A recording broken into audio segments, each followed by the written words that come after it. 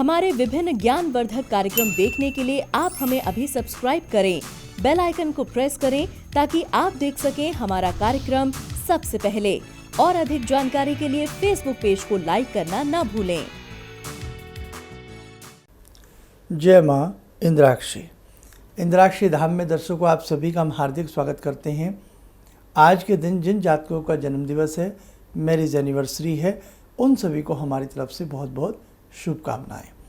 आज का पंचांग 18 जुलाई सन 2020, दिन शनिवार, श्रावण मास, कृष्ण पक्ष, संवत 2077, तिथि त्रयोदशी।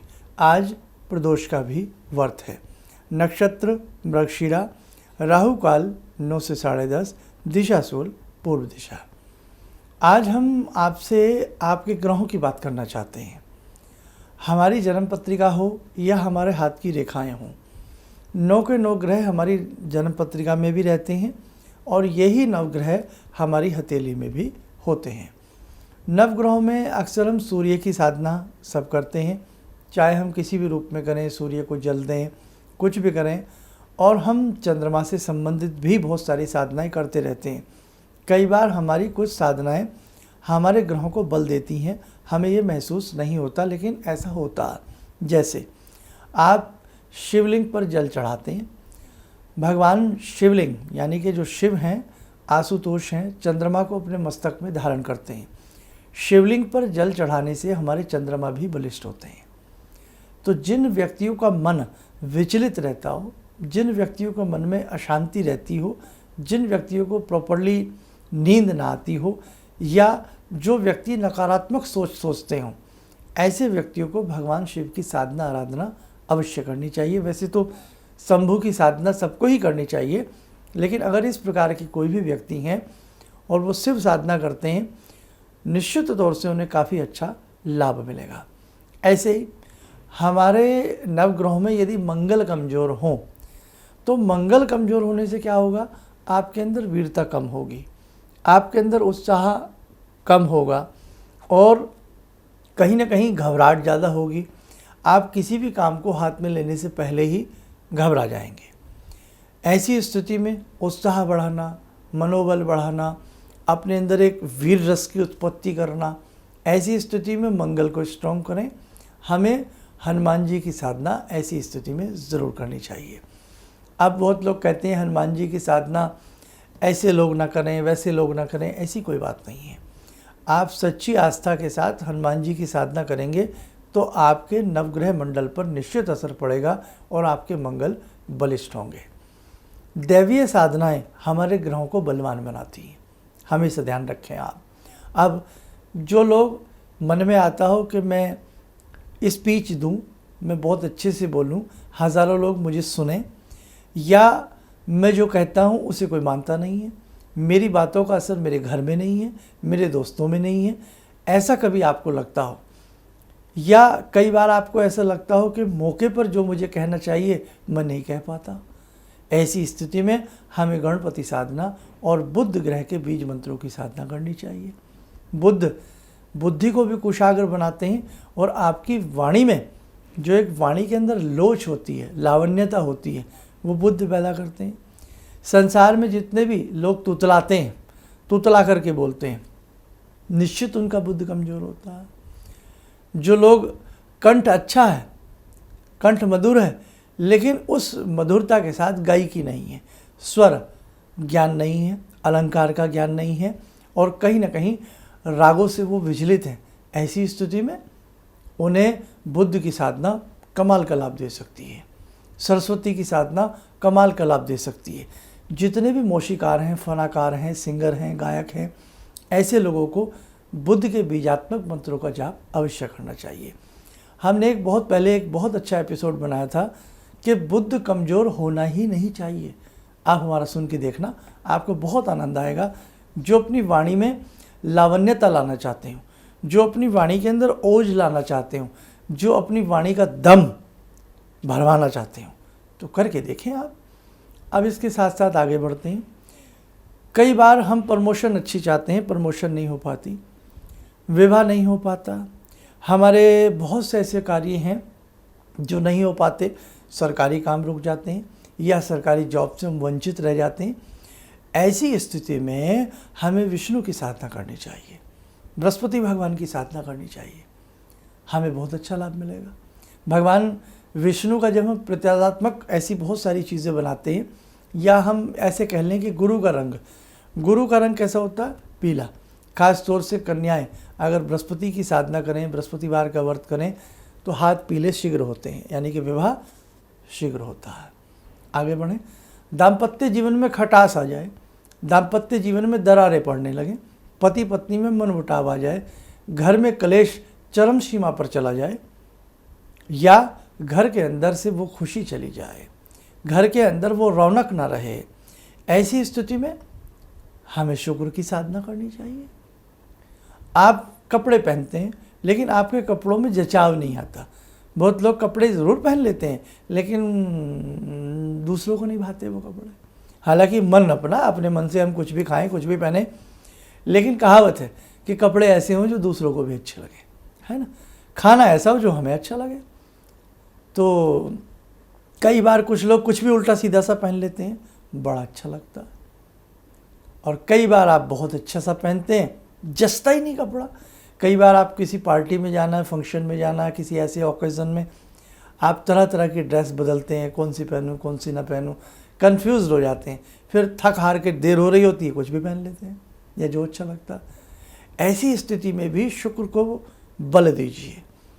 जिन महिलाओं के पास, महिलाओं को अक्सर ऑर्नामेंट्स का बहुत शौक़ होता है, गोल्ड का बहुत शौक़ होता है, तो जिस घर में गोल्ड ना ठहर पाता हो या उन महिलाओं को गोल्ड ना मिल पाता हो, शुक्र की साधना करिए। तो हमारे ऋषियों ने तो कमाल किया है साहब। ऐसी सी बातें, मतलब छोटी छोटी आवश्यकताओं को हम कैसे पूरा कर सकते हैं अपने ग्रहों के माध्यम से। जहाँ हमारा शत्रु हमारे सर के ऊपर पैर रखने का प्रयास करे, हमारा दमन करने का प्रयास करे, हमें कुचलने का प्रयास करे, ऐसी स्थिति में हम भैरव की साधनाएं बताते हैं, बगलामुखी की साधना बताते हैं।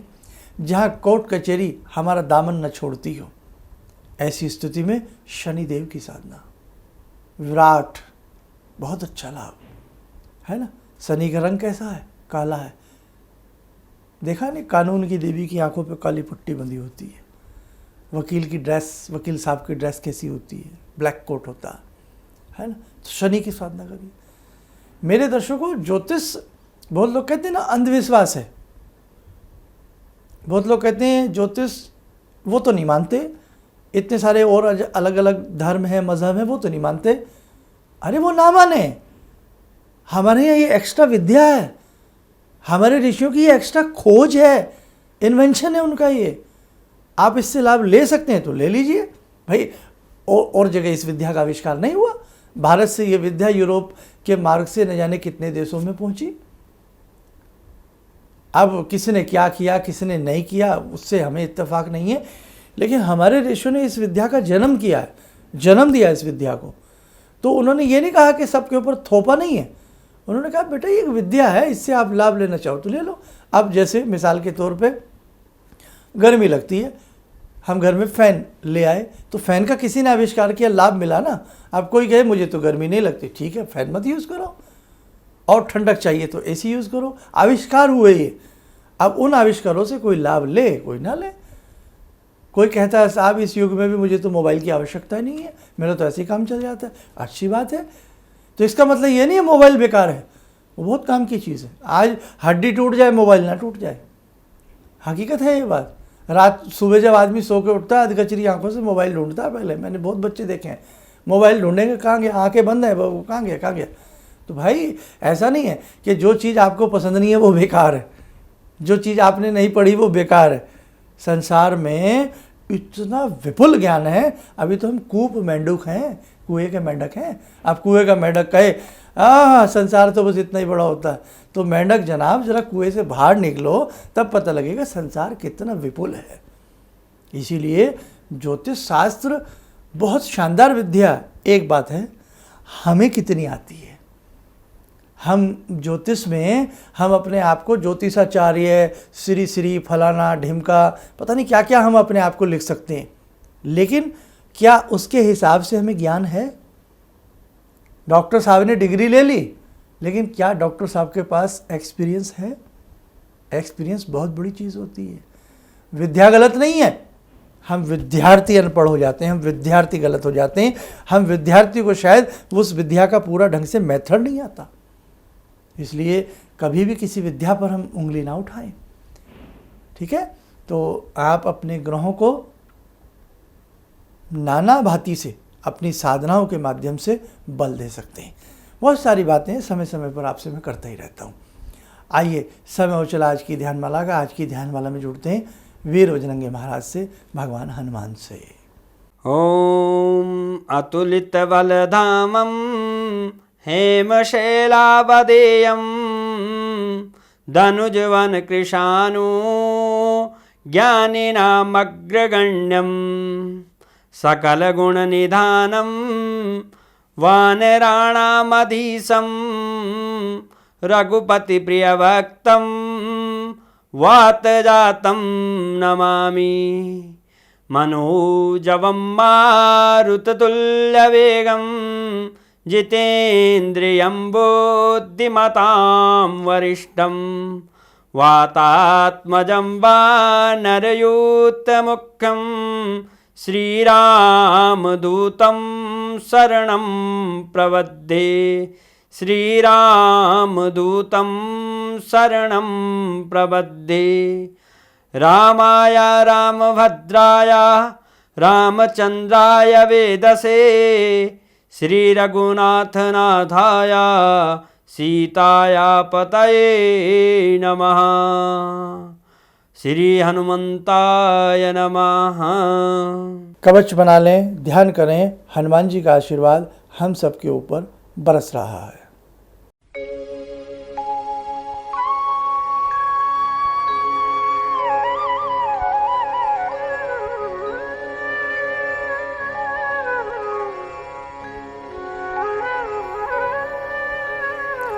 ओम बोलते हुए नेत्र खोलें, सामान्य हो जाए। इसीलिए कहा गया है कि हम अपने घर में अपने बच्चों की वैदिक जन्म पत्रियाँ जरूर बनवाएं, ताकि बचपन से यदि कोई अच्छा अनुभवी एक्सपर्ट एस्ट्रोलॉजर उस जन्म पत्रिका को देखे तो बचपन से ही वो बता दे कि देखो भाई ये उपाय स्टेप बाय स्टेप हमें जीवन में कर लेने हैं, ताकि कुछ मुसीबतों को हम दूर कर सकें। इसलिए वैदिक जन्म पत्रियों के लिए राय दी जाती है। जिनके पास डेट ऑफ बर्थ नहीं, जन्म समय नहीं, वहाँ राय दी जाती है आप अपने हाथ की रेखाओं को दिखाएं, है ना, तो वहाँ अच्छा लाभ मिल सकता है। अब बहुत लोग कहते हैं भाग्य नहीं बदला जाता। बदला जाता है, क्यों नहीं बदला जाता? ज्योतिष एक बहुत बड़ा अलार्म है, एक बहुत बड़ा अलर्ट मूड आपको दे देती है, बचाव देती है। हमने माना हम बरसात को नहीं रोक सकते, बादल गरजेंगे, बरसात बरसेगी, लेकिन हम राय तो दे सकते हैं, बेटा छतरी ले जाओ, बेटा छाता ले जाओ, बेटा बरसाती ले जाओ, बचाव हो गया। ऐसी ज्योतिष में होता है कि भाई भगवान की जो इच्छा है, लेकिन उसमें सावधानियां हैं। बेटा ये मंगल का दान कर लो, ऐसा कर लो, तो आपकी जो वो प्रॉब्लम की जो आपकी जो समस्या की पीड़ा है, उस पीड़ा को बहुत हद तक कंट्रोल किया जा सकता है, कम किया जा सकता है। और वक्त रहते अगर वो समझ में आ जाए सारा ज्योतिष का गणित, तो बहुत कुछ किया जा सकता है। कहना ही नहीं चाहिए, मुझे शोभा नहीं देता। यदि वैदिक जन्म पत्रिका आप बनवाना चाहते हैं तो हमारे संस्थान से संपर्क कर सकते हैं।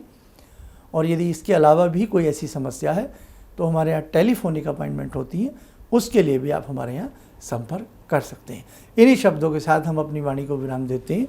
जय माँ इंद्राक्षी। प्रणाम गुरु जी।